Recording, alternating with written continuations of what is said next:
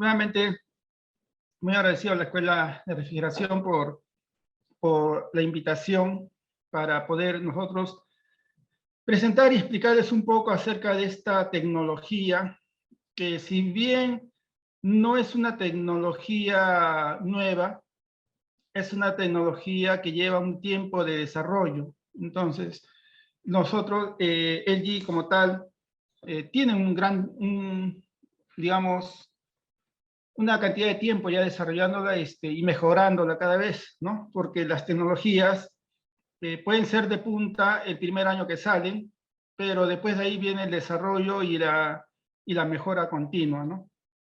Entonces, estoy seguro que a muchos de ustedes les ha llamado la atención el título, Sistemas BRF a gas natural, a gas natural. En primer lugar, BRF viene de flujo de refrigerante variable, ¿ya? Sistemas que tienen una capacidad variable. Y bueno, es aire acondicionado. Y ustedes verán gas natural, ¿no? A gas natural. Se les complicará un poco quizás a algunos entender qué quiere decir eso. Algunos quizás interpretarán que gas natural se refiere al gas que está usando como fluido refrigerante, y no es así. Para esto está la charla del día de hoy, que bueno, es una hora, siempre va a ser muy corto una hora, pero para hablar en detalle va a ser corto una hora, ¿no? Pero para darles una presentación y un panorama general de lo que significan estos equipos, vamos a procurar cumplir en ese tiempo. Luego del cual va a haber consultas, o vamos a estar a la espera de las consultas que ustedes pudieran tener. Aquellas consultas que podamos responder o que pueda responder, la responderé inmediatamente. Aquellas que no, bueno, igual, traje un lapicero y un cuaderno para apuntar aquellas consultas que debo investigar un poco más, ¿no? Entonces, para el inicio, veamos cuál es nuestra línea de productos, en este caso LG, pero voy a tratar de dar aspectos técnicos generales también. Si bien nosotros como LG somos los que comercializamos este tipo de equipos, también sé que a ustedes les interesa la parte técnica y tecnológica, ¿no? Y entonces vamos a estar, o voy a estar atento a ese tipo de interrogantes. Y también en la misma presentación voy a procurar darles ese tipo de temas. Yo recuerdo muchos años antes, yo llevo trabajando en aire acondicionado, en refrigeración muchos años, me importaba la parte tecnológica, técnica, al margen de la marca, ¿no? Al margen de la marca. Porque siempre fue algo que me atrajo, ¿no? La tecnología, la técnica, el conocimiento de ese tipo, ¿no? Y sé que la mayoría de ustedes también van por ahí. Pero obviamente también tengo que presentar nuestra marca, que por algo ha luchado muchos años especializándose y mejorando su tecnología. Entonces, obviamente, tiene un lugar en el mundo de este tipo de equipos, ¿no? Complejos. A ver, a ver. Se desapareció el mouse, espérate. Así sucede a veces con estas presentaciones. El mouse desaparece y hay que mover, y luego aparece y apareció. ¿Cuáles son las líneas de productos LG que funcionan a gas natural y o GLP? IOGLP. GLP es gas licuado de petróleo, ¿no? El gas que utilizan, aquí en Perú al menos lo utilizan para las cocinas domésticas o industriales, ¿no? Entonces, tenemos dos tipos principales de equipos que funcionan ya sea a gas natural, ya sea a GLP. Chillers de absorción, los chillers de absorción y los GHP, ¿ya? Y los GHP. Chillers de absorción y GHP. Vamos a hablar en detalle de cada uno más adelante. Pero esos son la línea de productos generales que funcionan a gas natural. ¿Ok? Como le digo, yo estoy seguro que todos van a tener dudas, consultas que quieran hacer. La vamos a hacer al final. Aquel que se le ocurra una consulta en el transcurso de la presentación, escríbala en una hojita, cosa que al final la hace, ¿no? Hace la consulta, ¿no? Antes que se le olvide. Chiller de absorción, ¿ya? Chiller de absorción. Este es el contenido de la presentación del día de hoy, ¿no? Historia del producto, line-up, chiller, definición, absorción y todo. Y todos estos acápites. Me disculpa, vamos a tomar mi tecito de rato en rato porque aquí está haciendo un poco de frío. No sé en los lugares de cada uno.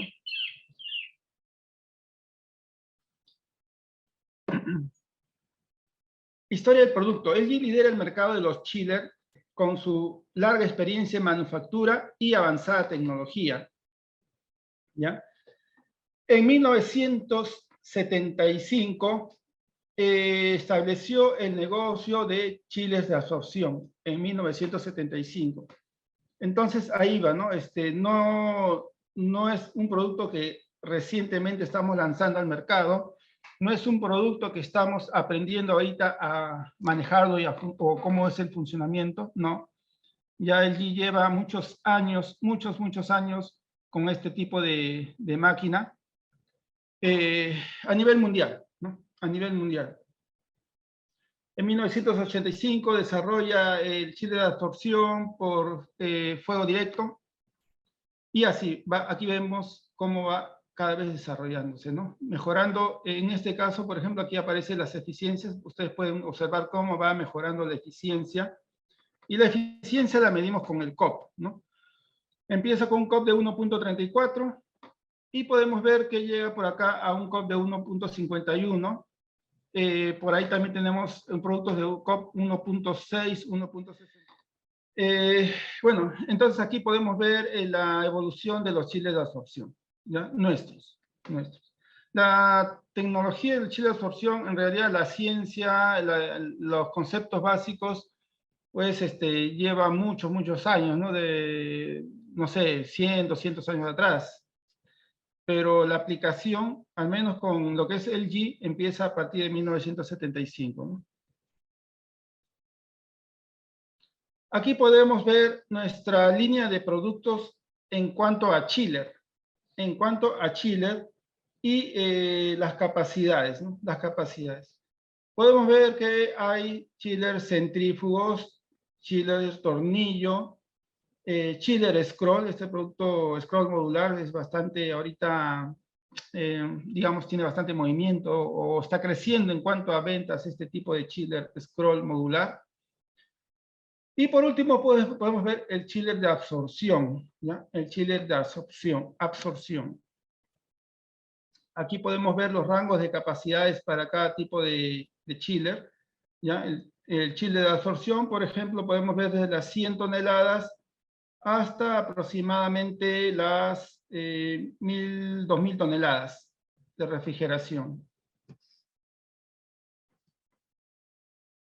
Ahora, yo sé que muchos de ustedes se preguntarán qué cosa es un chiller, ¿no? Y muchos ya lo saben en realidad, pero ahorita queremos uniformizar un poco la idea, ¿no? La mayoría de ustedes ya debe saber lo que es un chiller. Un chiller, bueno, el chiller es una palabra en inglés que quiere decir enfriador. Pero la palabra misma no te dice mucho, ¿no? ¿Enfriador de qué? Digamos, por costumbre, se utiliza la palabra chiller para todos los enfriadores que enfrían agua, ¿ya? Los enfriadores que enfrían agua.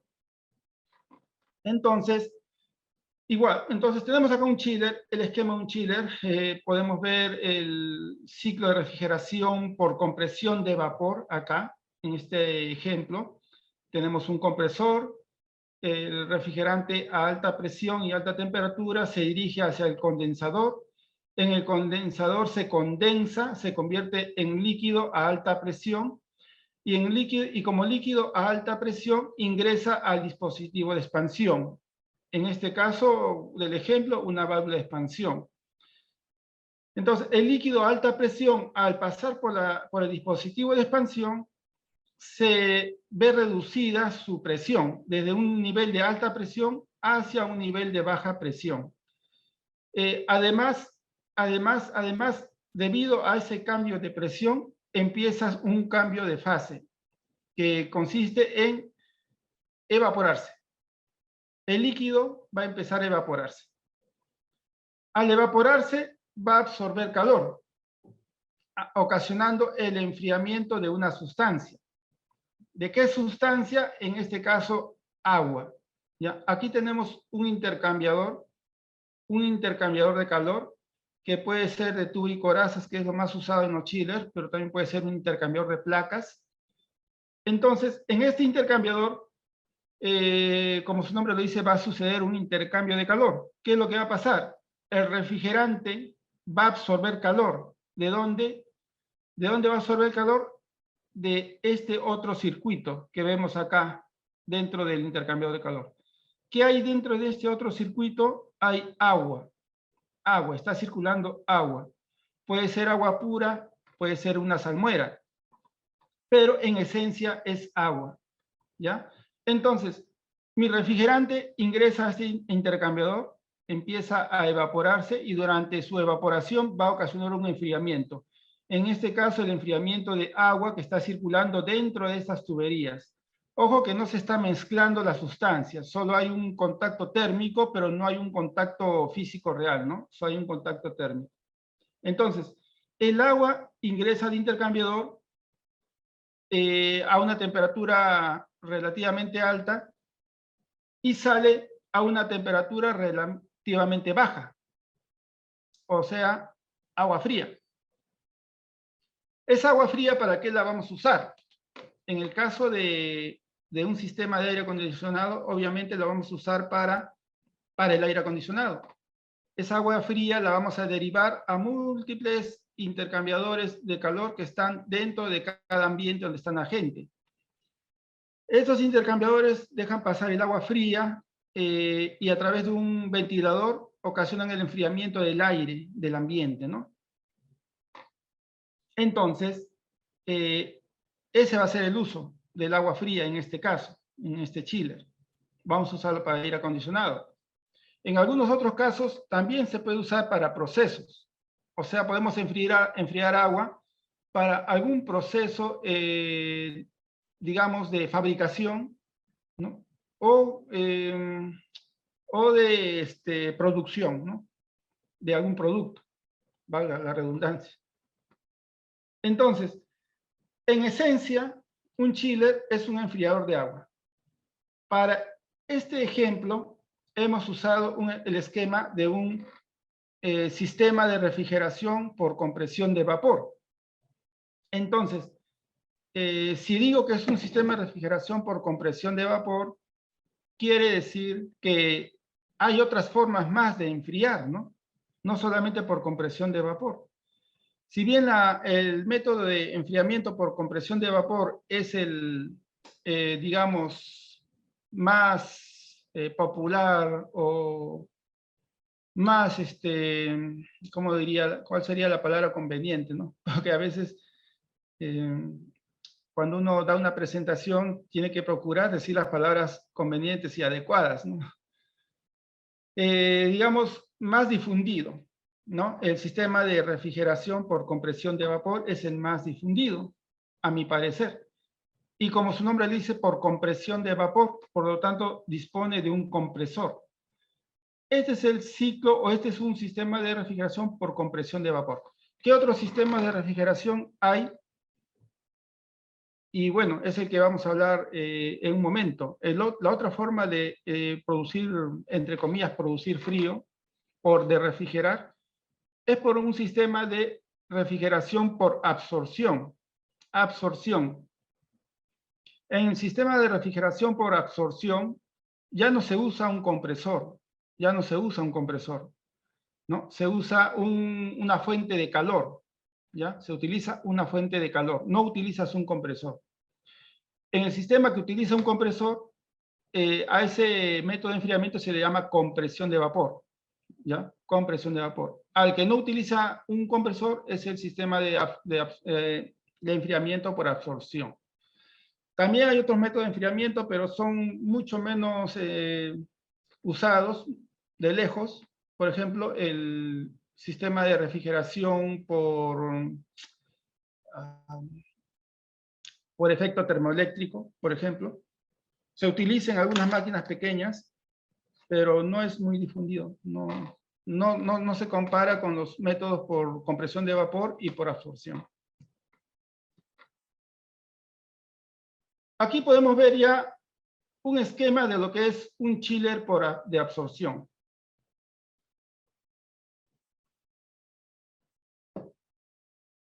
Ojo que hasta ahorita no hemos hablado dónde está el gas natural o el GLP, ¿no?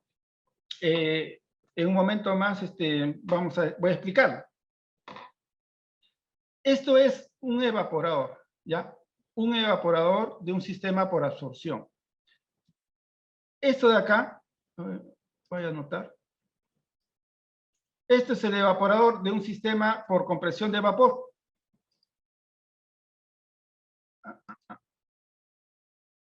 Y este es un evaporador de un sistema por absorción. Voy a tratar de explicarlo resumidamente. Esto no es muy sencillo de explicar, pero voy a procurar hacerlo. En un sistema de refrigeración por compresión de vapor, tenemos un fluido refrigerante que se evapora a baja presión. Para aire acondicionado, por lo general, este fluido es R410. En refrigeración puedes encontrar muchos otros tipos de gases, ¿no? Como R134, R404, R407, etc. R290, R600, etc. ¿no? En un sistema de compresión de vapor. En todos ellos tenemos una sustancia que se evapora a una baja presión, ¿ya? Se evapora a una baja presión. Mientras más baja la presión, más baja la temperatura de evaporación, ¿ya? Eso hay que tenerlo muy en claro. Mientras más baja la presión más baja la temperatura de evaporación. Dicho eso, aquí tenemos un evaporador donde se está evaporando un fluido de trabajo o un refrigerante. A algunos les extrañará, a otros quizá ya lo saben, pero ¿cuál es el fluido refrigerante en este caso? ¿Qué fluido es el que se evapora? No lo saben. Es en este caso, no es siempre, no es en todos los tipos de máquinas de absorción, no. Pero en nuestra máquina de absorción, la sustancia que entra para evaporarse en el evaporador es agua. Agua pura.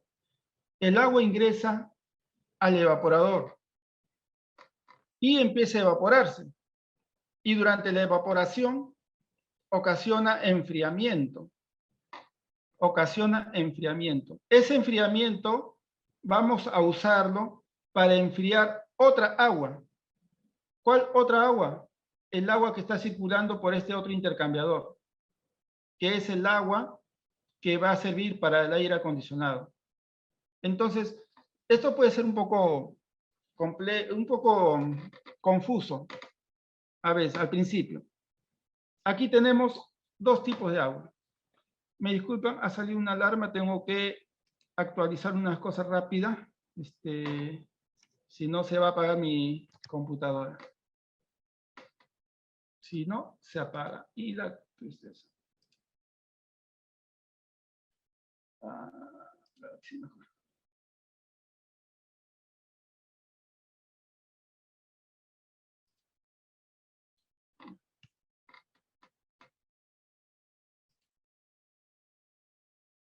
Ya listo. Entonces, en nuestro sistema de absorción tenemos varias aguas, ¿ya? Una es el agua que vamos a enfriar y que va a ser usada para el aire acondicionado. Otra agua es el agua que se va a evaporar en el evaporador y que al evaporarse va a ocasionar el enfriamiento de otra agua que está circulando por este intercambiador. Ahora, muchos dirán, y yo también siempre me pregunté al principio, ¿por qué el agua va a enfriar? ¿Por qué el agua se va a evaporar? Todos les vendrá a su mente, a la memoria, de que el agua se evapora a 100 grados centígrados, ¿no? O sea, cuando hierve. Y van a decir, si mi agua se está evaporando, quiere decir que está a 100 grados centígrados, y eso no ocasiona enfriamiento, eso está calentando, más bien dirán, ¿no? Y podrían tener razón, si es que la presión dentro del evaporador fuera la presión ambiental, entonces ahí sí el agua se evapora a 100 grados centígrados, a 100 grados centígrados. Pero el evaporador, nuestro evaporador no se encuentra a presión ambiental, se encuentra con una presión muy baja de vacío. ¿Qué componente nos ayuda a obtener esa presión de vacío? Nuestra bomba de vacío, que vemos acá. Nuestra bomba de vacío. Entonces, tenemos una bomba de vacío que hace que dentro de este recinto o dentro de este tanque, la presión sea muy, muy baja. Muy, muy baja. De tal manera que cuando el agua ingresa a través de estos orificios, que son como si fuera una ducha, inmediatamente empieza a evaporarse. Y se empieza a evaporar a una temperatura muy baja, aproximadamente a unos 6 grados centígrados. ¿Ya? La temperatura de evaporación del agua en este punto es de aproximadamente entre 4 a 6 grados centígrados. ¿Ya? Entre 4 a 6 grados centígrados. No sé si aquí tengo...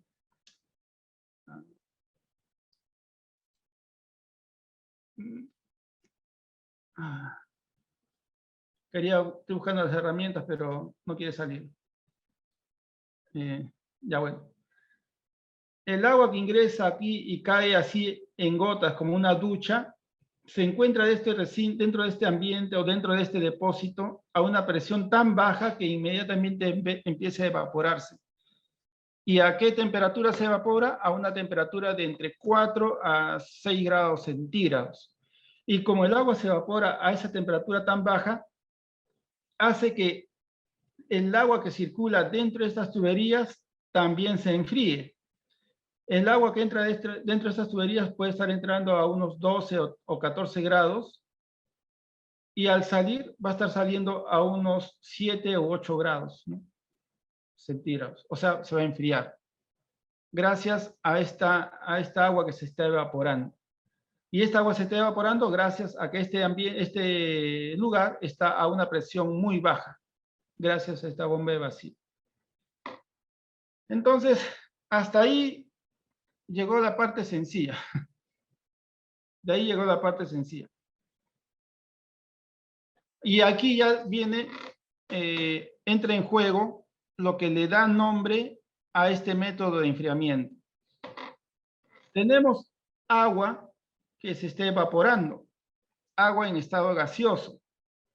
Yo quiero transportar esa agua en estado gaseoso hacia, digamos, otro sector, otra área, otro sector de la máquina. Y así como está en estado gaseoso, no va a ser práctico transportarlo. Necesitaría quizás un compresor. Y bueno, ya no sería un sistema de absorción. ¿Qué es lo que se utiliza? Un agente absorbente. Un agente absorbente, un absorbedor.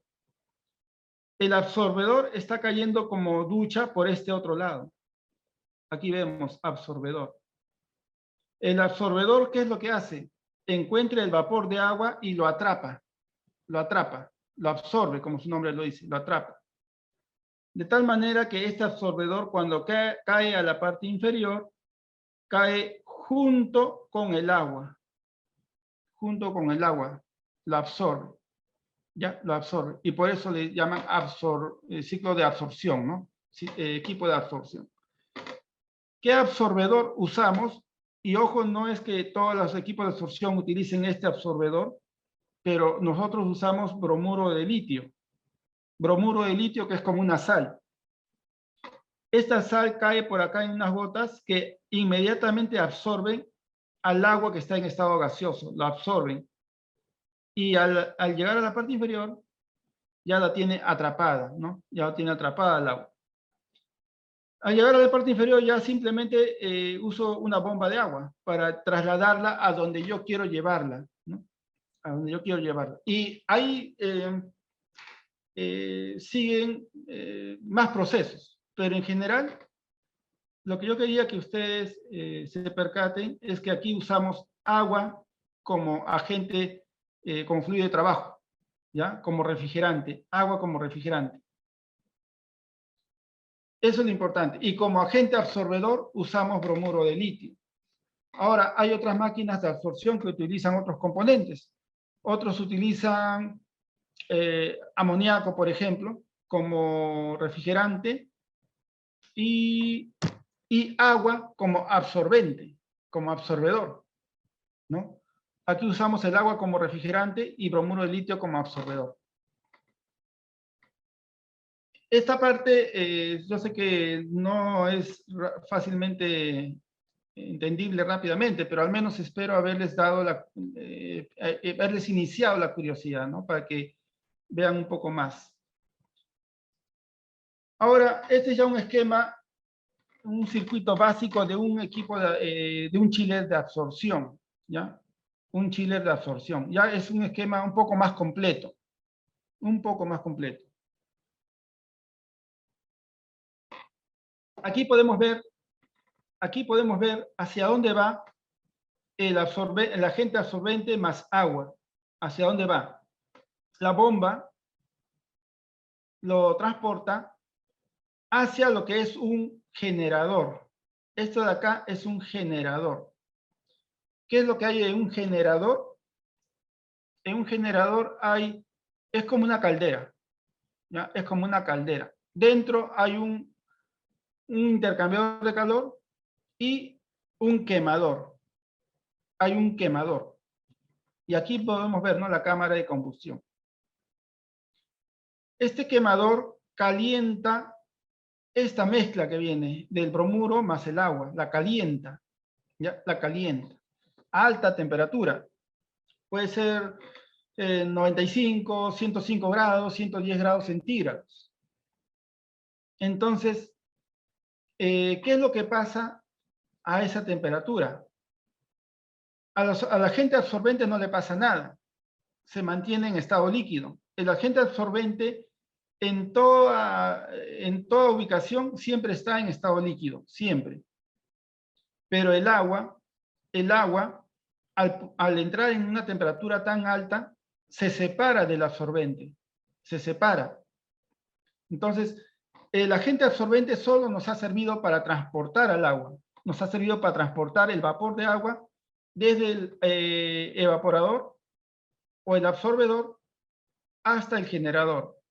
En el generador, debido a la alta temperatura, se separa el agua del bromuro o del absorbente. El absorbente vuelve a ingresar al absorbedor para volver a cumplir la función de absorber. Entonces, el absorbedor nuevamente absorbe el vapor de agua, luego nuevamente es bombeado por la bomba hacia el generador, donde nuevamente se separa el vapor de agua y nuevamente vuelve a ingresar al absorbedor, y aquí tiene este ciclo, ¿no? De este ciclo no sale, ¿no? Pero el agua en el generador ya se separó del absorbedor. El agua, una vez que se separó del absorbedor, en estado gaseoso y alta temperatura, va al condensador. Va al condensador. En el condensador va a deshacerse de ese calor. ¿Para qué? Para convertirse en líquido, o sea, para condensarse. El agua aquí está en estado gaseoso y alta temperatura, y aquí se va a condensar ya bajando su temperatura, ¿no? ¿Gracias a qué? Gracias a esta otra agua. Esta es una agua que proviene de una torre de enfriamiento, que hace que el vapor de agua que ingresa aquí a alta temperatura se enfríe, y al enfriarse se va a condensar. Una vez que está en estado líquido, vuelve a ingresar al evaporador. Y nuevamente al evaporarse, vuelve a enfriar esta otra agua. ¿Ya? Y vuelve a ser absorbido por el absorbedor y es transportada nuevamente al generador. Entonces, ese es el ciclo de un sistema de absorción, por absorción. Entonces, en lo que se refiere a nuestros equipos, tenemos acá tres tipos diferentes de agua. El agua que estamos enfriando para el aire acondicionado, que va a los fan coil, por ejemplo, de agua helada. Este es el agua helada. Tenemos el agua que es como el fluido de trabajo, que se va a evaporar en el evaporador. Y tenemos el agua de condensación o el agua que viene de la torre de enfriamiento que nos va a ayudar a que esta agua se condense, ¿no? Se condense. Ahora, hasta ahí yo espero que más o menos lo hayan entendido, ¿no? No es rápido entenderlo, pero bueno, espero. Entonces, aquí vamos ya a hablar lo que es el gas natural, ¿no? Que es que es lo que es el motivo de la presentación. ¿De dónde lo usamos? Aquí, en el quemador, en el generador. Usamos gas natural como combustible para ¿cómo le llaman esto? Para el quemador, ¿ya? Utilizamos gas natural como combustible para el quemador. Para el quemador. Entonces, espero que haberles despertado un poco la curiosidad, ¿no? Porque después yo sé que muchos dirán, ¿cómo voy a obtener frío metiendo calor? Pero así es, sí se puede, sí se logra. Entonces, acá tenemos un quemador. Este quemador puede funcionar a petróleo, gasolina, no sé, cualquier cosa que quieran que produzca calor. Pero para nuestro medio, para nuestro, digamos, dado que Perú produce gas natural y el precio es todavía bastante razonable, entonces usamos gas natural en estos quemadores, ¿no? Usamos gas natural. Y aquí tenemos un chiller que funciona a gas natural. También, en teoría, también puede funcionar a gas licuado de petróleo. O sea, no necesitas tener este chiller conectado a la red de gas natural. Si tú gustas, puedes tener un tanque de GLP en la azotea que alimenta al chiller del aire acondicionado, ¿no? Eso, bueno, eso ya depende del proyecto, pero por lo general nosotros pensamos que es más práctico y económico utilizar gas natural porque está económico aquí en el Perú, ¿no? Digamos, no es el más económico a nivel regional ni mundial, pero al menos es más económico que usar energía eléctrica, ¿no? De lejos. Es mucho más económico usar gas natural que usar un chiller eléctrico que funcione con compresores. La energía eléctrica en el Perú es cara.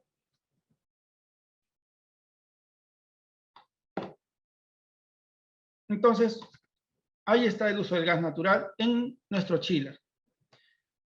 Y si queremos, si bien este sistema ya funciona, este sistema funciona y el equipo va a enfriar, va a, digamos, servirnos para alimentar los fan coil de agua helada en el aire acondicionado del lugar. No seríamos una empresa respetable si es que no vamos un poco más allá, ¿no? Entonces, ¿cómo hacemos para ir un poco más allá? Bueno, buscamos mejorar la eficiencia. Buscamos mejorar cada vez más la eficiencia.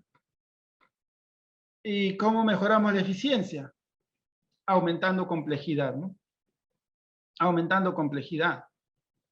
Este circuito, incluso este circuito no es el más complejo, pero ya es lo suficientemente complejo como para lograr una gran mejora en la eficiencia. Entonces, el funcionamiento básico lo aprendemos acá. Pero el funcionamiento real en nuestros equipos consta de todas estas partes. De todas estas partes. Ah, perdón. A ver.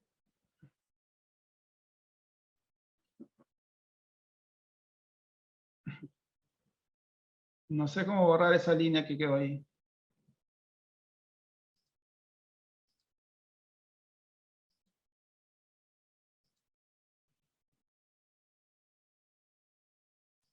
Ya, ahora sí. Entonces, ya este es un sistema más real, ¿no? Más real en nuestros chiles de absorción.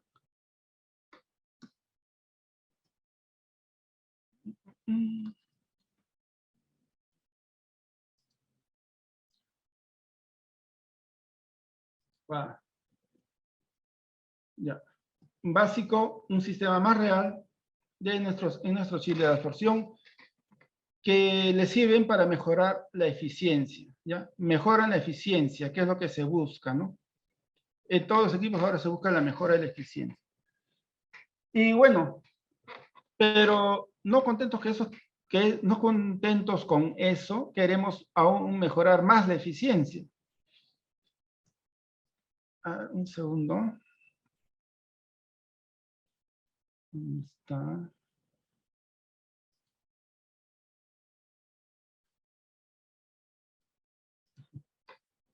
Va. Un segundo, por favor.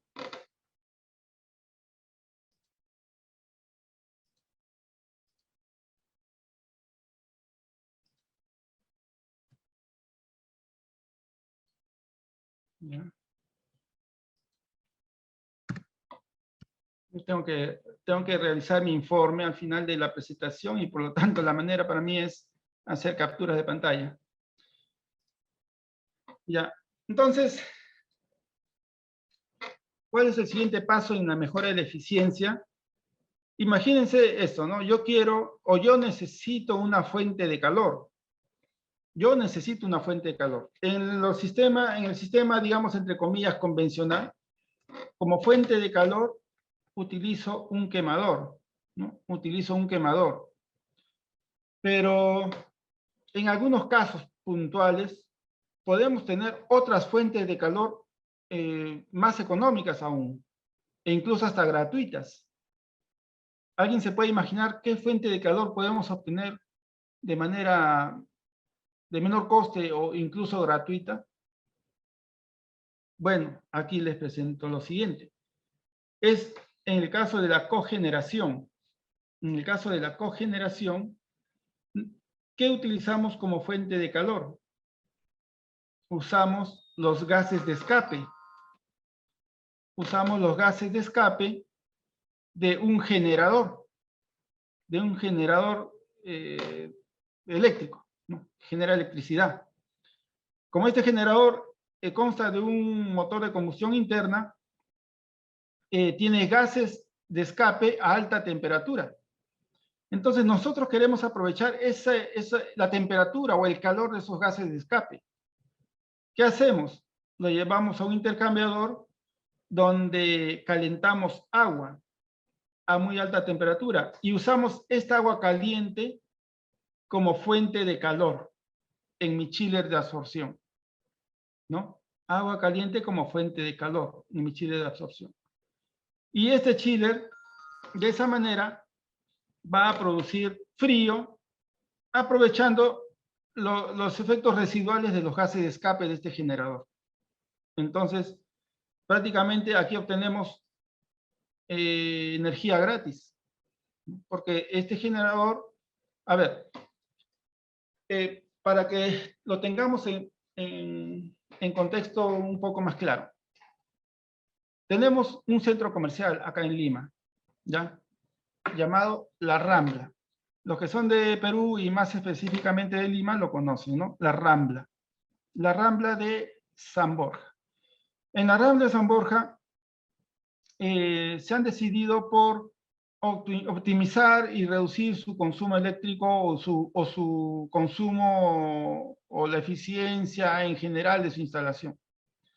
¿Qué es lo que han decidido? Ya no recibir energía eléctrica de la compañía eléctrica, sino ellos mismos generar su electricidad con un generador que funciona a gas natural. ¿Ya? Este generador funciona a gas natural. Pero además, están usando los gases de escape de este generador que da energía eléctrica al centro comercial para alimentar o brindar energía al chiller de absorción que da aire acondicionado al centro comercial. Entonces, imagínense el nivel de ahorro, pues, ¿no? Casi como que les sale gratis, casi digo, porque bueno, tampoco no voy a decir que es absolutamente gratis, la energía que mueve este chiller para dar aire acondicionado. Entonces, en el centro comercial tienen energía eléctrica que proviene de un generador a gas natural y tienen aire acondicionado que proviene de un chiller de absorción que aprovecha los gases de desecho de ese generador. Y a esto le llamamos cogeneración. A esto le llamamos cogeneración. ¿Ya? Entonces, en chiller convencional usamos un quemador. En el chiller por cogeneración usamos el calor residual de alguna máquina, en este caso, un generador. Y así funciona nuestro chiller y así tenemos aire acondicionado en ese centro comercial. Espero que les parezca interesante esa parte porque a mí me pareció muy interesante, ¿no? Tecnológicamente hablando. Y aquí podemos ver nuestro chiller de absorción, ¿no?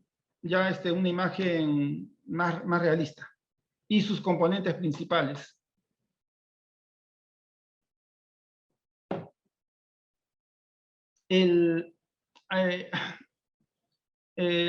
Aquí tenemos, a ver, en esta parte tenemos un control para controlar la concentración del absorbente. Es un tema muy técnico. Hay que tener mucho cuidado con la concentración del absorbente. O sea, qué proporción de agua y qué proporción de absorbente hay. Hay un rango de funcionamiento óptimo, ¿no? Entonces, eso hay que mantener. Ese rango de funcionamiento en la mezcla, en la proporción. Tenemos el sistema de purga, vemos acá, que trabaja en conjunto con la bomba de vacío para mantener una presión de vacío dentro del absorbedor o dentro del evaporador. ¿Ya? Una presión de vacío, una presión muy baja que nos permite que el agua al evaporarse se evapore a muy baja temperatura. Y bueno, voy a pasarlo porque si no va a quedar corto el tiempo. Nuestros chiles de absorción permiten integrarse a un BMS, ¿no? A un BMS. Aquellos que saben lo que es un BMS, es un Building Management System, sistema de gerenciamiento en edificios. O sea, es un sistema que te permite controlar todos los sistemas que hay en tu edificio.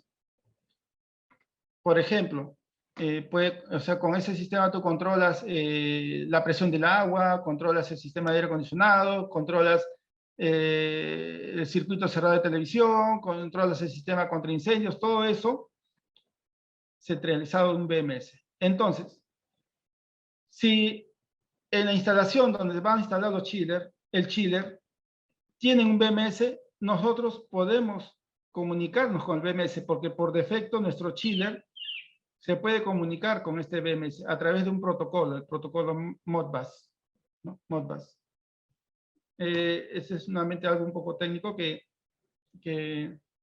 espero que lo puedan, espero haberme podido explicar, ¿no? Ahora, los chiles de absorción LG se encuentran distribuidos a lo largo del mundo durante muchos años. Aquí podemos ver nuestros chiles de absorción en el mundo, ¿no? Ahí pueden observar. Un ratito, un segundo.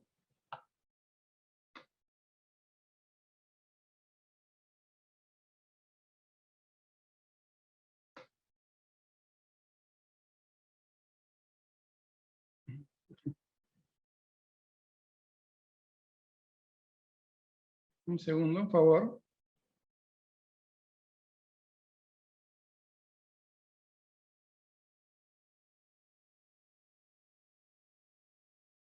un segundito. Tengo que enviar un mensajito rápido.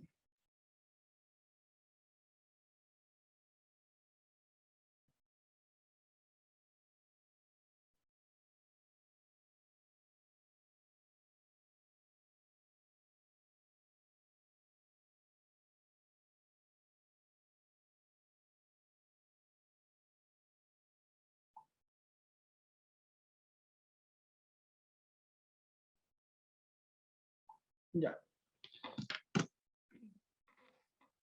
Podemos ver, por ejemplo, a ver, vamos a ejemplo, Brasil. Brasil, total de toneladas instaladas, vemos 27.670 toneladas de refrigeración. Clientes principales, Ambev y Rochavera. Bueno, Ambev sí he escuchado hablar, Rochavera no, pero es en Brasil. Y bueno, veamos en China, podemos ver en España, podemos ver en Inglaterra, etcétera, ¿no?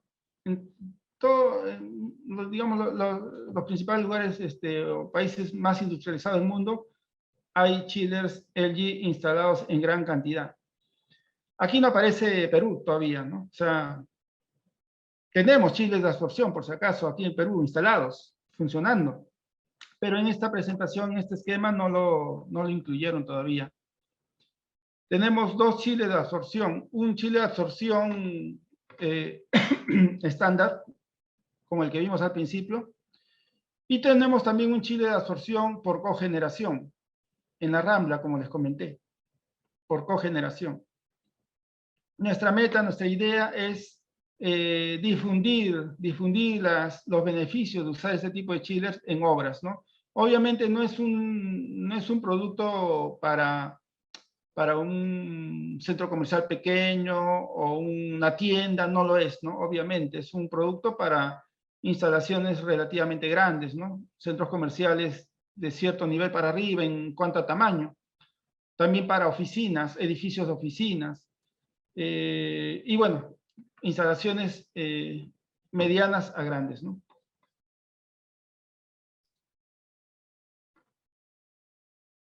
Ese es un resumen que he podido darles en lo que respecta a los equipos de absorción, chiles de absorción, que utilizan gas natural como fuente de calor. Ahora vamos a ver otro de nuestros equipos que utiliza gas natural, o también puede utilizar por si acaso GLP. No necesariamente puede funcionar solo con gas natural, sino también podría funcionar con GLP.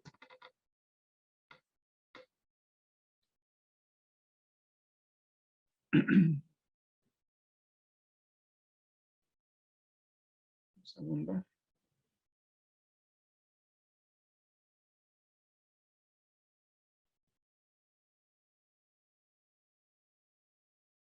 Ya.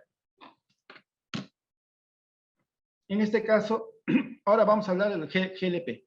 GHP, perdón. GHP. Definición. GHP, bueno, su nomenclatura viene de gas heat pump, ¿ya? Bomba de calor a gas. ¿Qué gas? Puede ser gas natural o puede ser gas licuado de petróleo, ¿no? Es un tipo de BRF accionado por un motor a gas. Accionado, ¿ya? O sea que lo acciona o le da potencia un motor que funciona a gas natural. Nuevamente, no usamos el gas natural como fluido refrigerante, no usamos el gas natural como fluido de trabajo. Usamos el gas natural como fuente de energía. En el caso de los chiles de absorción, es una fuente de energía calorífica. En el caso de los GHP, es energía mecánica. ¿Ya? Energía mecánica. Operación de alta eficiencia y recuperación de calor, acorde con la fiabilidad y viabilidad económica, acorde, ¿no? Obviamente si el equipo va a estar en una zona donde no hay disponibilidad de gas natural o gas licuado de petróleo, entonces no es viable, ¿no? No es viable. Mercado objetivo, instalaciones de suministro eléctricos insuficientes, o sea, donde el suministro eléctrico sea deficiente, ¿ya? Sea deficiente. donde el precio del gas donde el precio del gas sea bajo y haya suficiente infraestructura del gas natural o del gas GLP. Estos equipos pueden funcionar a gas natural y simplemente moviendo un botón podemos hacer que funcione a GLP, a gas licuado de petróleo.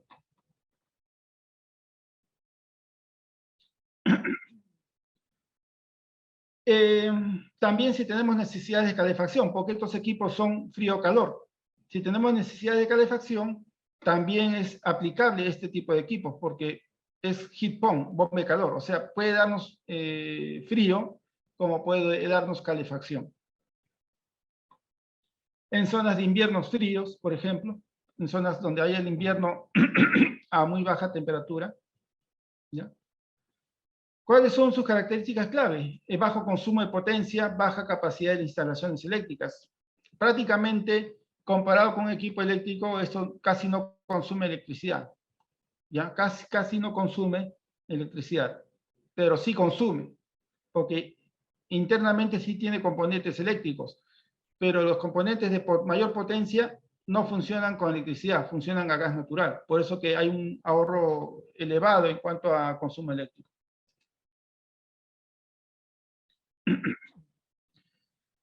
Tecnología. ¿Me permiten un segundo? Me están llamando Me disculpan, no es mi intención, pero me están llamando un segundo.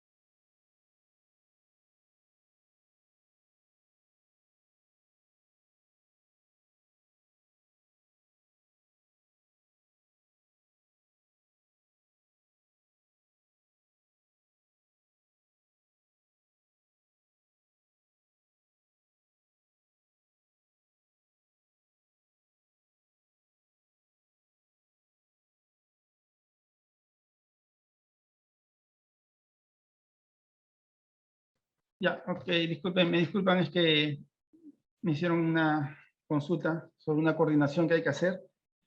Bueno, tecnología. Tenemos, a ver, para el conocimiento general de ustedes, hay tecnología, lo que es EHP, Electric Heat Pump, o sea, equipos con accionamiento eléctrico, de un motor eléctrico. Y en el caso de los GHP, bueno, es GHP, Gas Heat Pump, o sea, el accionamiento es a través de gas natural. La fuente de energía es el gas natural. ¿Quién utiliza esa energía? El motor de combustión interna, un motor de combustión interna, ¿ya? Dentro del equipo, un motor de combustión interna.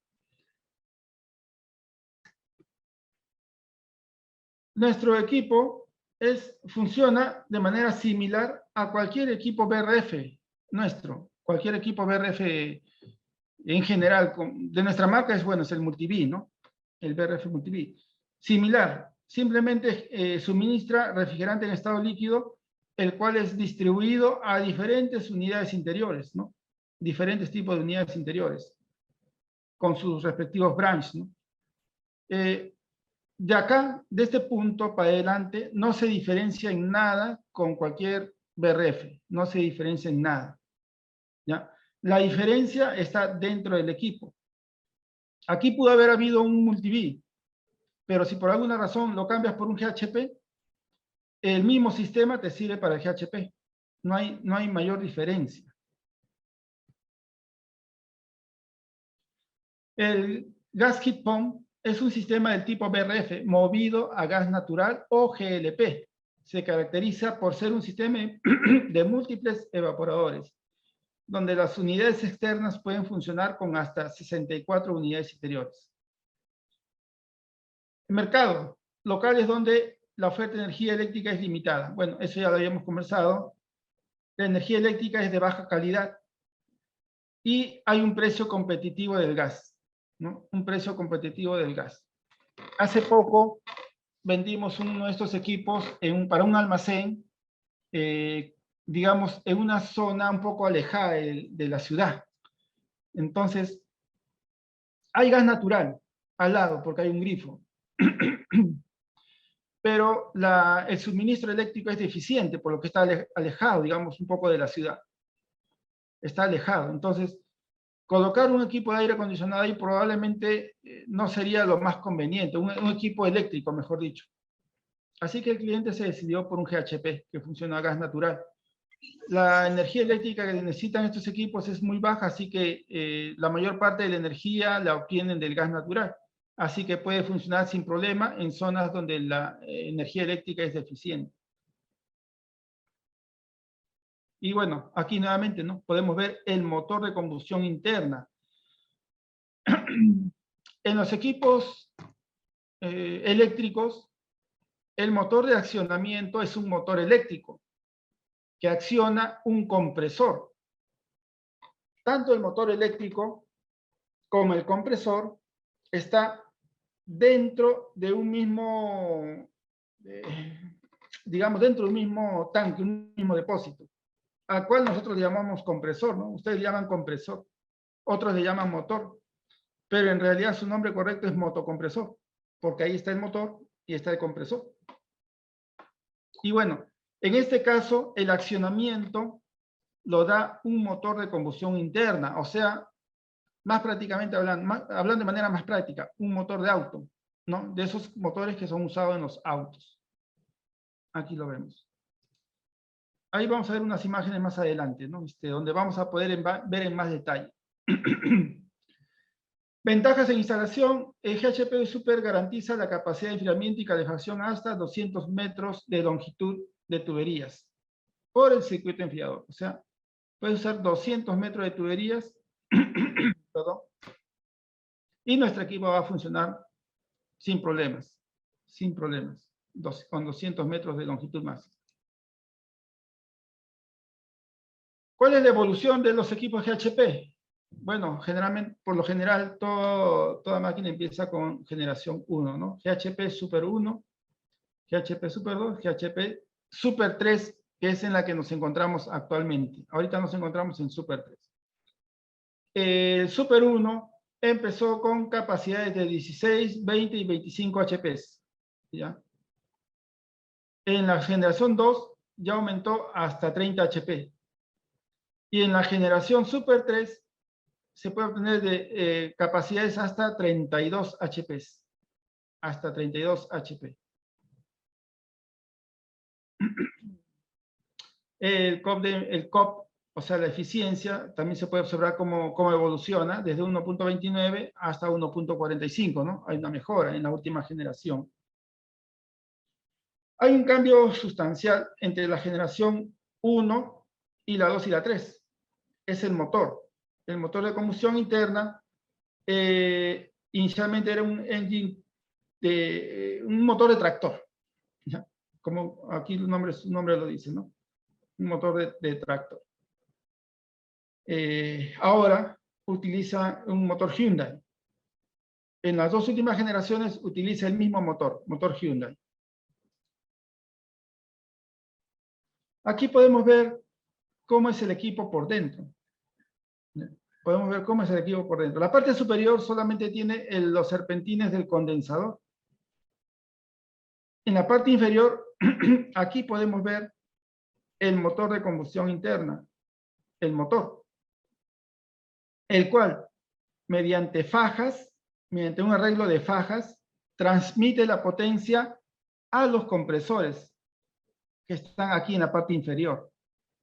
El motor de combustión interna arranca, mueve, gira, y al girar acciona estos compresores, que son dos compresores, ¿ya? Y bueno, de ahí para adelante, todo es lo mismo que en cualquier circuito de refrigeración. El compresor comprime el gas a alta presión, alta temperatura. Luego ese gas a alta presión y alta temperatura va hacia el condensador, donde se condensa, enfriándose con ayuda de estos ventiladores. Se condensa y luego va hacia las unidades interiores, donde se va a evaporar, ocasionar enfriamiento, y luego de evaporarse va a regresar a los compresores para nuevamente ser comprimido.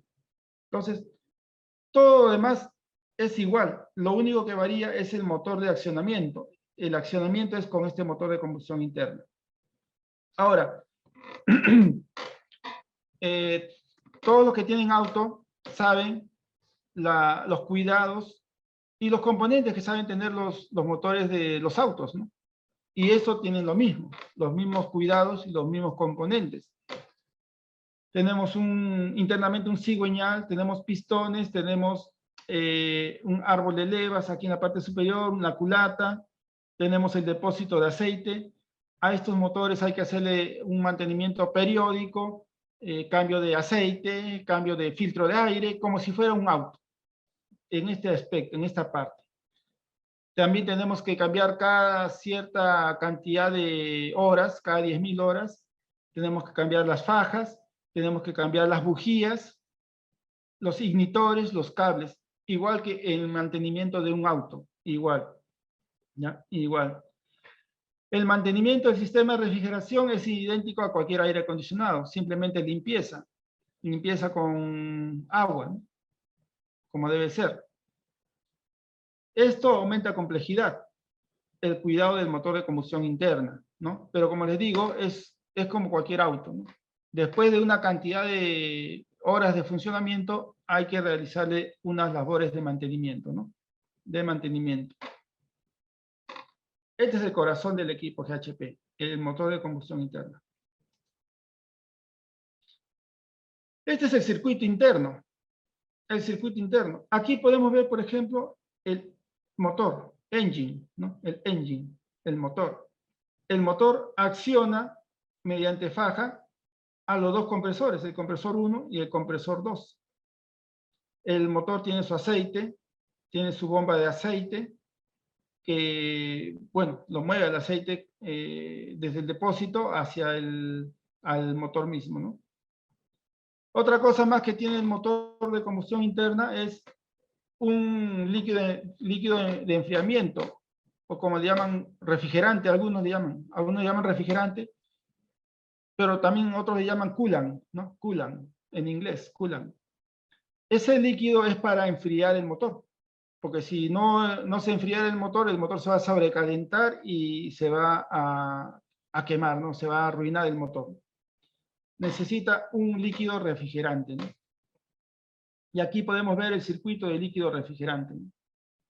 Tiene su bomba, su circuito de circulación del líquido refrigerante, y por último tiene un radiador, que es por donde se enfría el líquido refrigerante para poder volver a ingresar al motor, ya previamente enfriado, ¿no?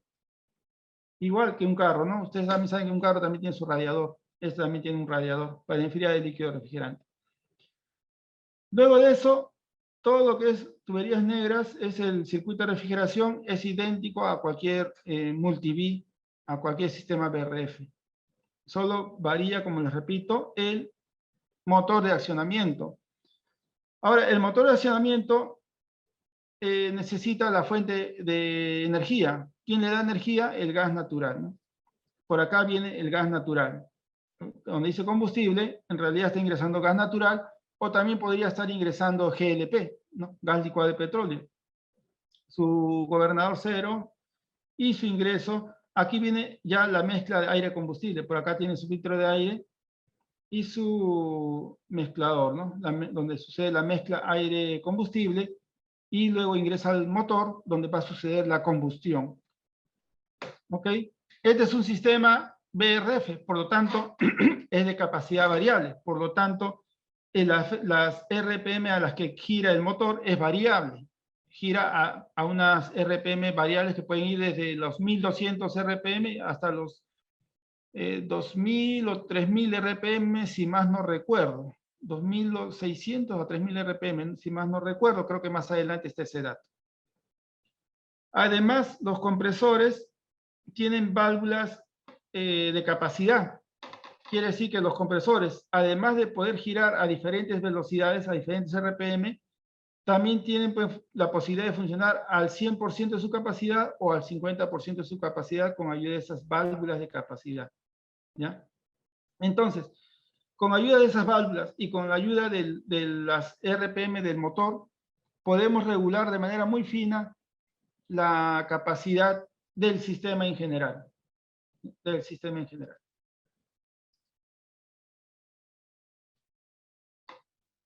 Aquí podemos ver lo que es las especificaciones del motor, ¿no? El motor es, a ver, por acá creo que dice el modelo preciso. No me acuerdo si este es el modelo o el tipo de motor, D4BB. Si hay un mecánico en el grupo, podrá dar también su opinión de eso, ¿no? Y aquí están los datos pues, de la cilindrada, la cantidad de cilindros, las carreras, datos técnicos del motor de combustión interna. Combustible, gas natural, pero también puede funcionar a GLP. Las emisiones, el ruido, el nivel de ruido, cómo controla la velocidad, mira, controla con más o menos 20 RPM. O sea, si el software determina que quiere que el motor gire a, digamos, a 1500 RPM, el resultado final va a girar entre los 1480 y los 1520 RPM, porque este es el margen de error, más o menos 20 RPM. ¿Ya? Entonces es un ajuste bastante fino, bastante certero. ¿Cómo se enfría el motor? Con agua fría, pero aquí deberías decir coolant, o sea, un refrigerante. Y bueno, acá están los torques, la máxima potencia, que la máxima potencia, el máximo torque lo obtiene a 1800 RPM y la máxima potencia a 2600 RPM. ¿Ya? 2600 RPM. Entonces, bueno, esos son datos técnicos para quien les interese, ¿no? En cuanto al compresor, el compresor es scroll abierto, es un compresor scroll abierto. En realidad son dos compresores, aquí podemos verlos, ya uno al lado de otro, en paralelo. El almacenaje de aceite es por el lado de baja presión, la transmisión de potencia es a través de un embrague polea. Aquí vemos un embrague polea. Aquellos que tienen aire o su auto con aire acondicionado, saben que el compresor del aire acondicionado de su auto tiene una polea que cuando uno tiene desactivado el aire acondicionado, la polea gira sin control, gira loca, como dicen en un modismo mecánico, ¿no? Es una polea loca que gira, pero no ocasiona o no consume ningún trabajo, simplemente está girando. Pero cuando queremos que accione al compresor de refrigeración, internamente tiene un embrague que es accionado mediante un clutch. Ese clutch recibe energía de la batería, activa el clutch y con el embrague hace que haya accionamiento en el compresor.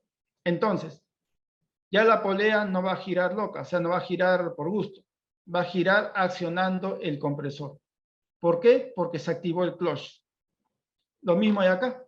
Aquí hay una polea y su clutch, ¿no? Cuando el software energiza el clutch, el embrague acciona la transmisión de potencia entre el motor y el compresor.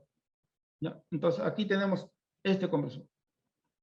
El compresor consta de ese embrague con su clutch, o clutch como le digan también, y la válvula de capacidad que es esta. Esta es la válvula de capacidad. Aquí por la parte inferior tiene la conexión de la tubería del retorno de aceite.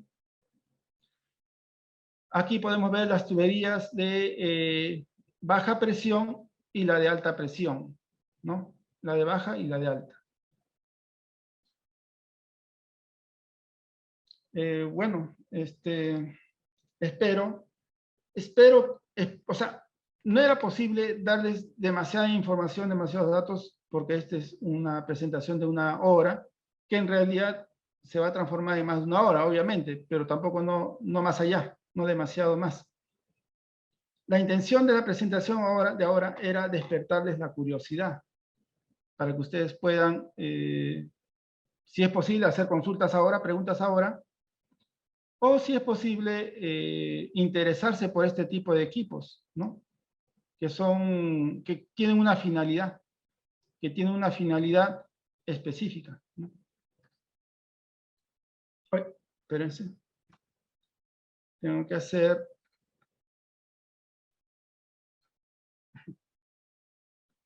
Un segundo.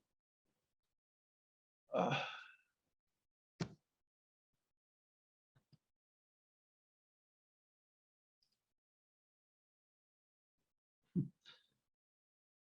Desaparece por el momento desaparece los controles del Zoom. Y esto,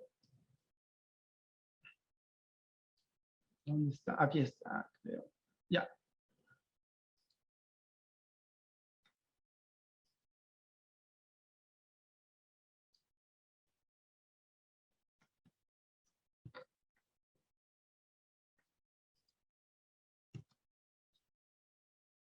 Un segundo, ahorita pasamos a las preguntas y respuestas. Ya.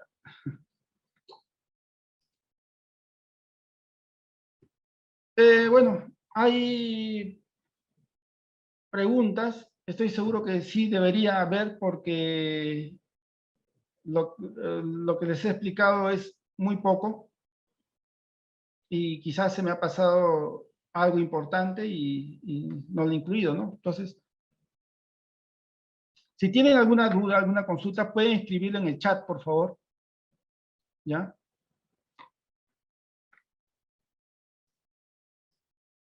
Estoy a la espera de que escriban en el chat alguna duda y si no hay dudas por ahora, nada, terminaríamos la presentación, pero vamos a esperar un poco. Sí, Roberto, a ver, esperemos un momento. Kaori, por favor, ayúdame ahí. Vamos a reactivar el chat. Normalmente lo cerramos un momento mientras tú haces la presentación y luego lo reaperturamos, ¿sí? Kaori, por favor, ayúdanos ahí.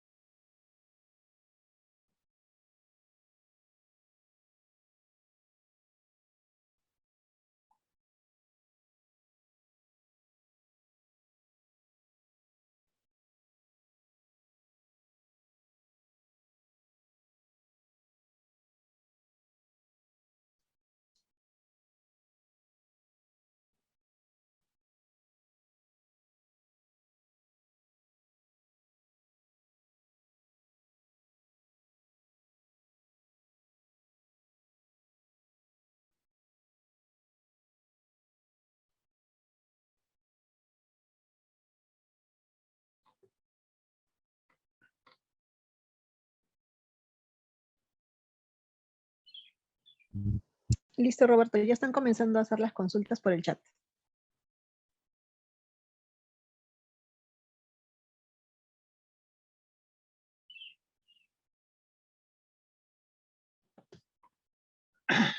Esa consulta, si le podría compartir la diapositiva. Sí, la voy a compartir con Karina de la Escuela de Refrigeración, Karina y Kaori. Ellos ya se encargarán de distribuirlo a quien o de la forma que se lo soliciten, ¿no?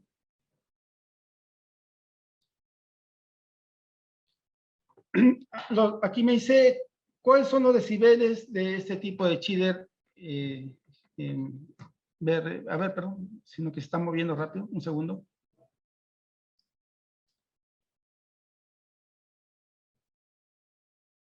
Los decibeles de este tipo de chiller de absorción serán, ¿no? Bueno, es una información muy técnica, tendría que buscarla, pero tengan presente que esta máquina, por ser una máquina grande, no es, digamos, para que esté cerca de una zona donde pueda causar molestia. Es una máquina, debe estar dentro de un cuarto de máquinas, ¿no? Debidamente aislado, insonorizado, porque es una máquina potente y grande. Entonces, obviamente suena menos o produce menor ruido que un equipo de compresión de vapor, sí, de todas maneras, pero aún así debe estar dentro de un cuarto de máquinas, ¿no? Insonorizado, ¿ya?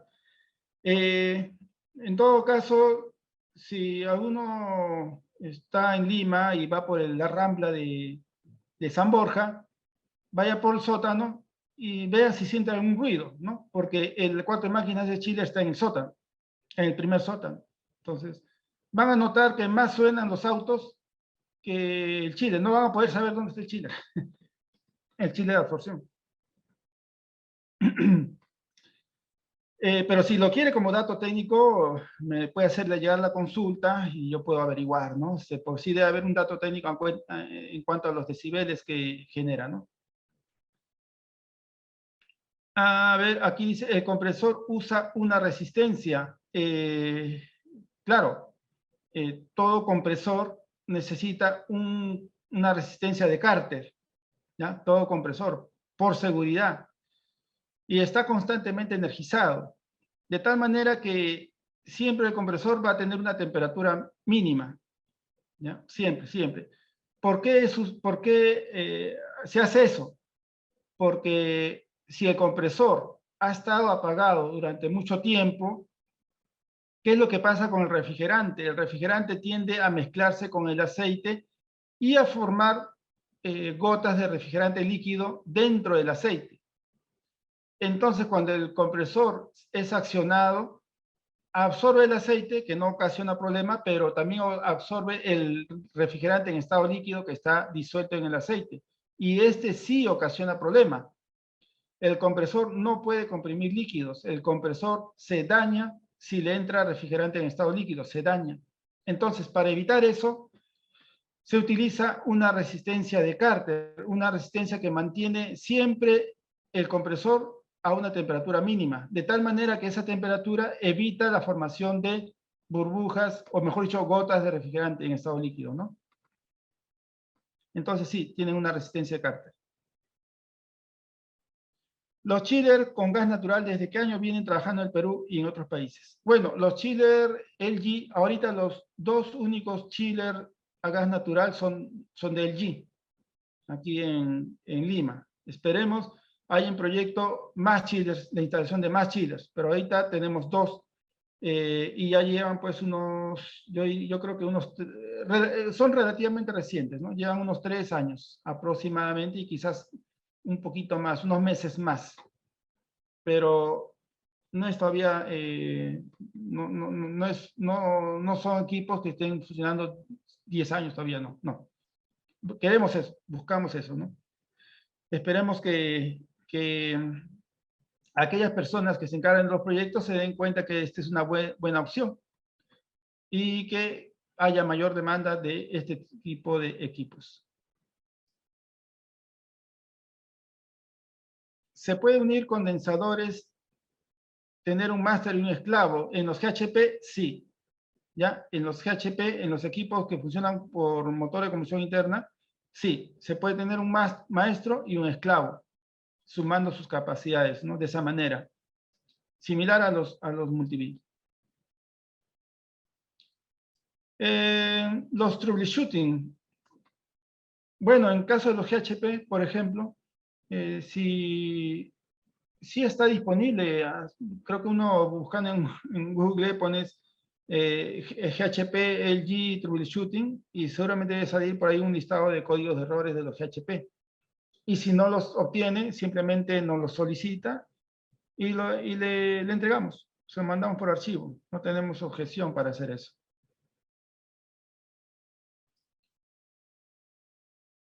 ¿Cómo sería la carga del gas? Supongo que se refiere a los GHP, ¿no? En este caso, los GHP requieren una carga de gas muy cuidadosa, ¿ya? Muy cuidadosa por el tipo de compresor y por la disposición de los compresores. Entonces, aparte que estos compresores tienen una succión, digámoslo así, de manera práctica les digo, ¿no? Tienen una succión muy fuerte, ¿no? Entonces, succionan al refrigerante un gran volumen de refrigerante.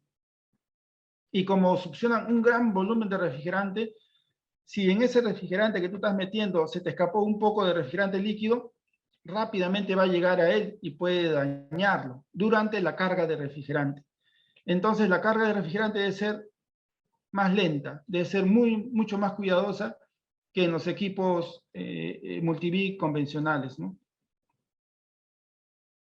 Mucho más cuidadosa, eso sí. ¿Los equipos están disponibles y en qué capacidades? Bueno, como había pasado en una presentación, a ver, vamos a ver.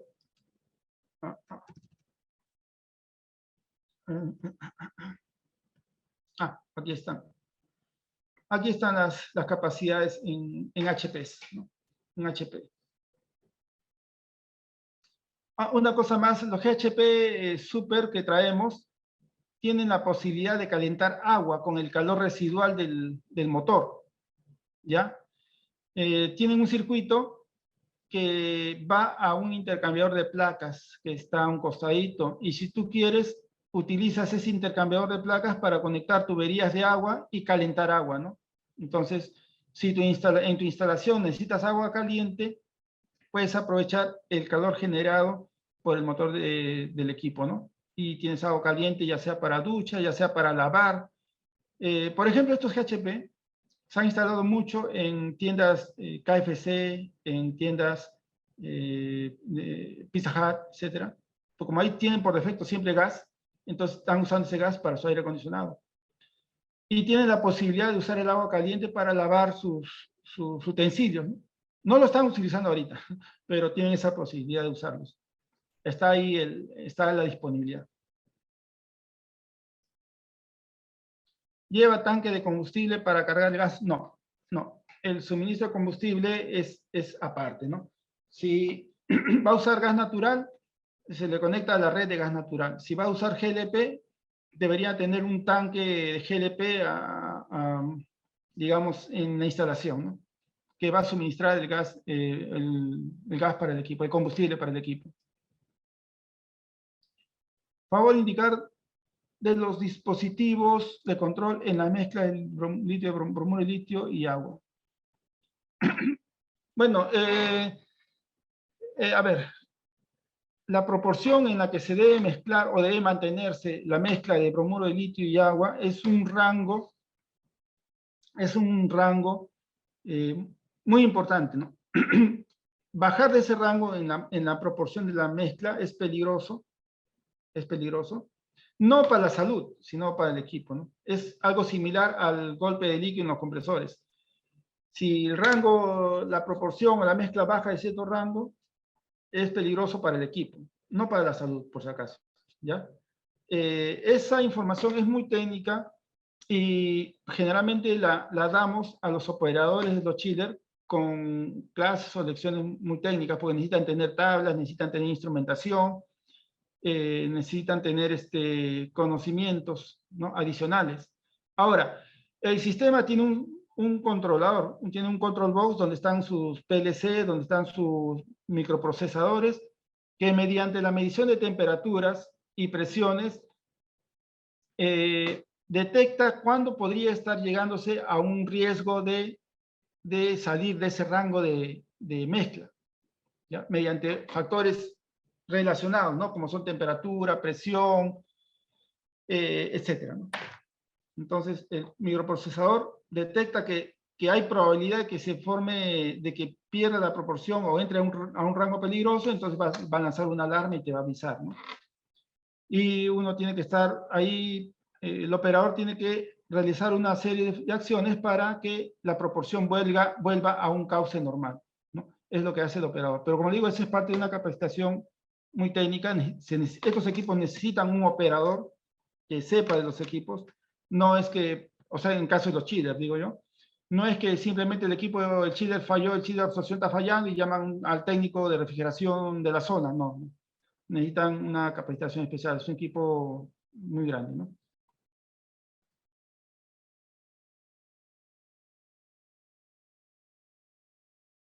El costo inicial de un chiller por absorción, mira, en cuanto a costos, bueno, yo no estoy en el área comercial, pero sí puedo tener alguna referencia que en sí el chiller es menos costoso que un chiller eléctrico, ¿no?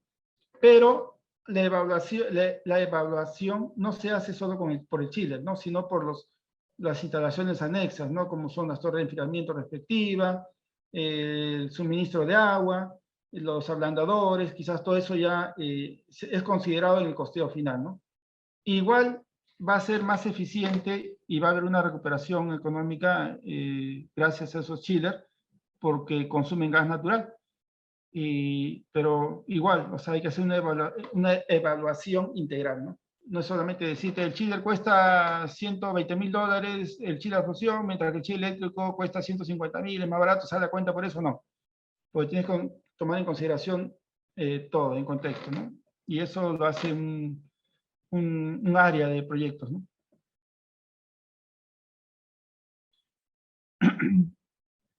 ¿Cuánto es el consumo de combustible cuando el equipo BRF está en stand-by? Bueno, en stand-by no consume nada de combustible, nada, no consume nada, se tiene el motor de combustión completamente, solo consume electricidad, pero muy baja, muy poca. ¿Por qué? Porque solamente necesitamos electricidad para la electrónica, para que la electrónica y la memoria interna se mantengan activas, etcétera, y eso es despreciable, ¿no? En cuanto al consumo eléctrico.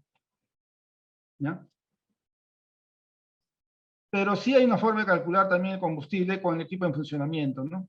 Por ahí, una capacitación más detallada del tema, ahí hay una fórmula de cómo se calcula. El agua de suministro tiene que ser tratada, se referirá a la del chiller, ¿no? Claro, por lo menos tiene que ser filtrada, o sea, no tiene que tener partículas sólidas, por lo menos. Y tiene que eliminarse, como en cualquier chiller, o sea, el mismo cuidado que tendrías con un chiller eléctrico. O sea, el agua que entra al chiller eléctrico para enfriamiento tiene que estar sin sólidos, tiene que estar filtrada, y mientras sea lo menos dura posible, mejor, ¿no? Porque ya internamente no va a quedar residuos y tus mantenimientos no van a tener que ser muy, muy seguidos.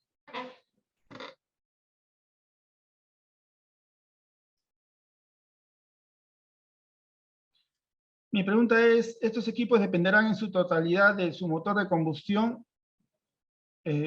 Bueno, dependen para la compresión, ¿no? Para la compresión del refrigerante, para accionar los compresores. Para eso depende el gas natural. Pero después, la bomba del coolant, el arrancador, los ignitores, o sea, las bujías, todo eso funciona con energía suministrada por el suministro eléctrico de la zona, ¿no? ¿Ya? Las bujías, la bomba del coolant, o la bombita del coolant, el arrancador que acciona arranca el motor, ¿no? Como su nombre lo dice, durante el arranque. Después se desactiva, ¿no? Solamente funciona durante unos segundos y es un arrancador eléctrico y utiliza la energía eléctrica del suministro de la zona, ¿no?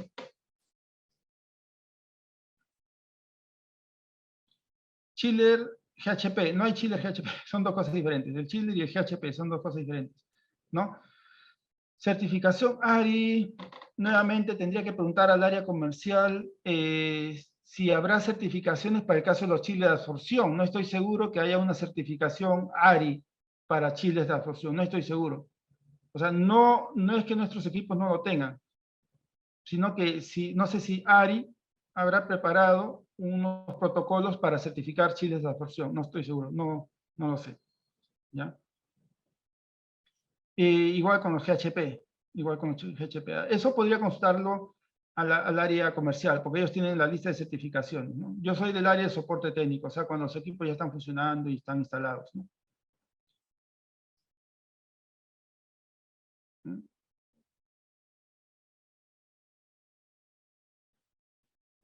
Dice, el recorrido de tubería es de 200 metros. Si el recorrido de tubería fuese mayor, es factible la utilización de estos equipos a gas.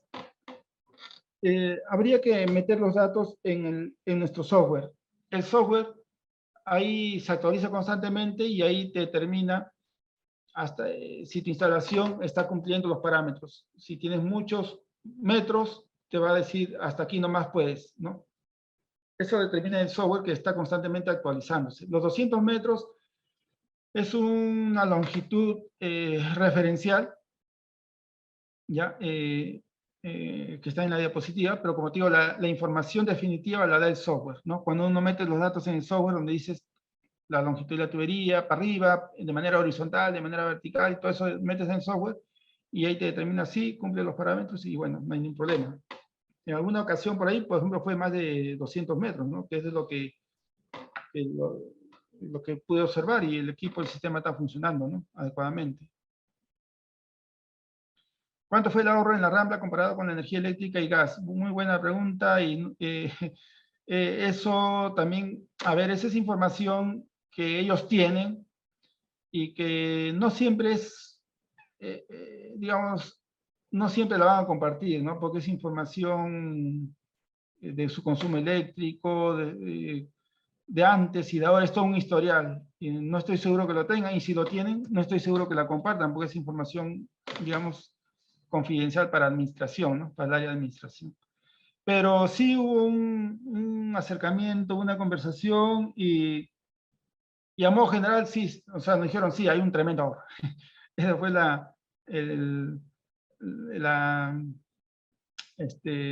en resumen lo que ellos dijeron. Pero sí, se puede calcular. Nuevamente, necesitamos un grupo de diseño, de un área de proyectos, donde sí pueden calcular cuánto han ahorrado hasta ahora, ¿no? El motor de combustión a gas trae bujías, claro, es como un motor de combustión cualquiera, es a gas, ¿no? Necesita bujías.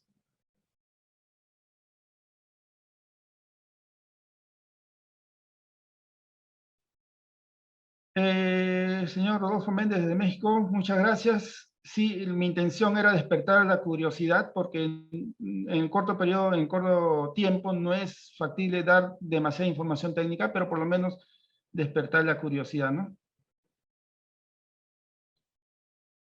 El quemador sigue en constante funcionamiento, tiene momentos de paradas, tiene momentos de paradas. Sí, no funciona de manera constante. O sea, cuando ya se llegó a la temperatura de seteo, el quemador simplemente se apaga, ¿no? Se apaga. Cuando nuevamente empieza a elevarse la temperatura, la temperatura del agua fría, el agua de enfriamiento, empieza a elevarse 2 grados o 3 grados, si mal no recuerdo, por encima del seteo, nuevamente el quemador vuelve a prenderse, ¿no? Y el sistema vuelve a entrar en proceso de enfriamiento. Bueno, vamos a elegir, creo que no queda mucho tiempo, si más no recuerdo, ya estamos terminando. Voy a elegir un par de preguntas, ¿ya?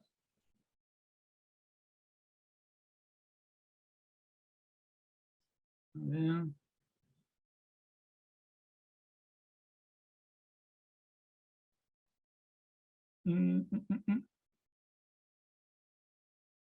Dice, bueno, hay un par de preguntas con respecto a lo del mantenimiento de los motores de combustión interna en cuanto a de los equipos GHP, ¿no?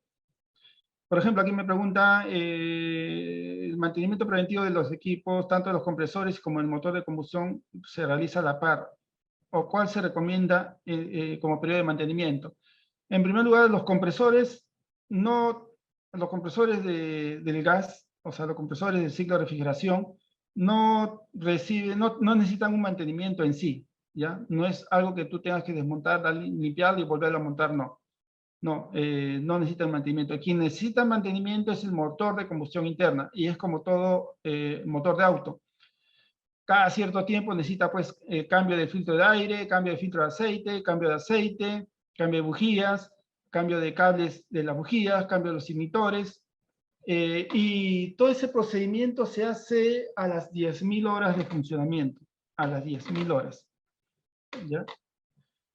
Antes de eso, sí hay periodos de, no de mantenimiento, sino de inspección, a las, digamos, 2.000 horas, a las 5.000 horas, en que uno inspecciona. Y si todo va bien, no haces nada, pero si por ahí ves algo que ya está requiriendo cambio, bueno, tienes que cambiarlo, ¿no?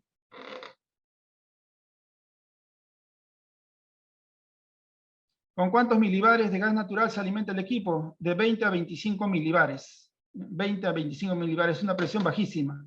Es la presión de suministro en cualquier instalación doméstica, ¿ya? Tú puedes tener tu casa con suministro de gas natural y si quieres pones un GHP en la azotea para dar aire acondicionado a todas tus habitaciones. O sea, el suministro es mínimo, ¿ya? Y la presión es doméstica, 20 a 25 milibares.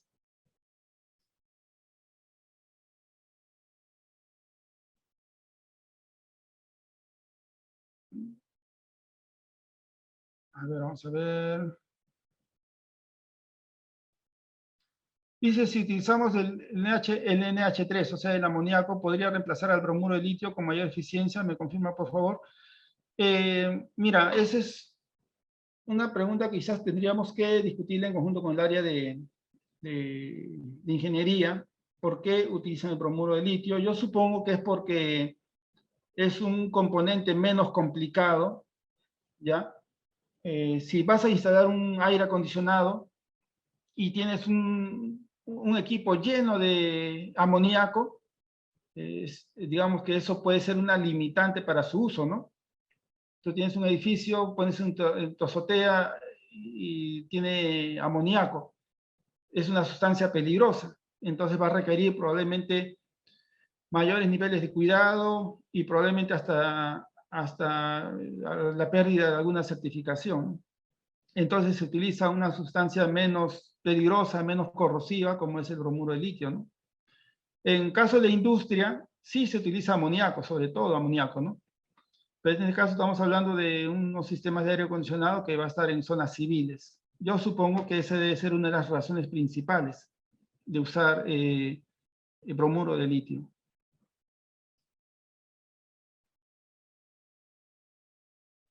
Me preguntan, ¿se realiza acá el bromuro de litio? ¿Qué cantidad? Eso es nuevamente algo muy técnico. No es que no queramos combatirlo, sino que es algo que se hace entre varios especialistas, ¿no? La carga del bromuro de litio. Solamente se hace una vez durante la puesta en marcha. Y de ahí ya eso queda para toda la vida. El bromuro de litio y el agua queda ahí en el chiller de absorción toda la vida. No es necesario sacarlo, cambiarlo ni renovarlo. ¿Ya? Bueno, última pregunta voy a elegir.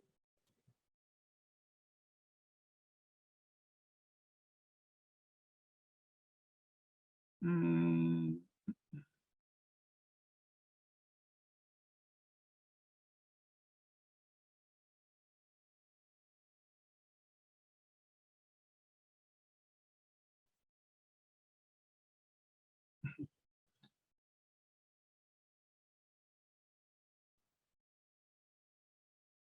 bueno. Dice software. Está disponible en la página de G. En otros países sí. Me parece que a nivel local en Perú no está asequible. No sé por qué. Pero si me lo solicitan o si nos solicitan a LG, se lo entregamos, o sea, se lo damos por correo o por algún otro medio, ¿ya? Pero si uno ingresa al Play Store aquí en el Perú, por ejemplo, sí, no está disponible, no sé por qué, ¿no? Pero sí estamos dispuestos a entregarlo a aquel que lo solicite, no hay ningún problema. En otros países sí también está asequible a través del Play Store. Y en ese software te sirve para inspeccionar los equipos y a la vez trae todos los listados de código de errores de todos los equipos LG, ¿no?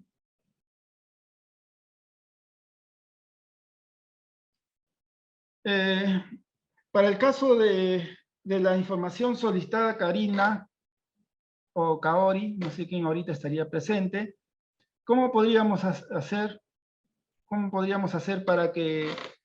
para satisfacer las curiosidades o las necesidades que algunos manifiestan, ¿no? Algunos piden certificación, algunos piden que les alcance más información, otros piden que les alcance la presentación. ¿Cómo sería en ese caso, Karina, Kaori o quien esté presente de la Escuela de Refrigeración? Bueno, Roberto, les vamos a dejar ahorita nuestros números de contacto para que nos lo soliciten, nos contacten y nosotros poder atenderlos, ¿no? Para aquellos Ok, que desean entonces te lo solicitan a ti y yo te lo envío a ti, lo que ellos soliciten y tú se los reenvías, ¿no? Sí, correcto. Kaori, por favor, ayúdame ahí colocando nuestros números de atención, por favor, en el chat. Por si acaso, mi nombre es Roberto Morales también. Creo que no me presenté al principio. Roberto Morales Canahualpa. Estoy en el área de soporte técnico aquí en el G. Y bueno, siempre estamos dispuestos a salvar sus dudas. Si en algún momento no les puedo responder inmediatamente es porque, bueno, como verán, siempre hay trabajo que hacer y a veces puedo demorar un poco, pero la disposición siempre es positiva, ¿no? Entonces, consulten nomás, ¿ya? Consulten y estamos a disposición.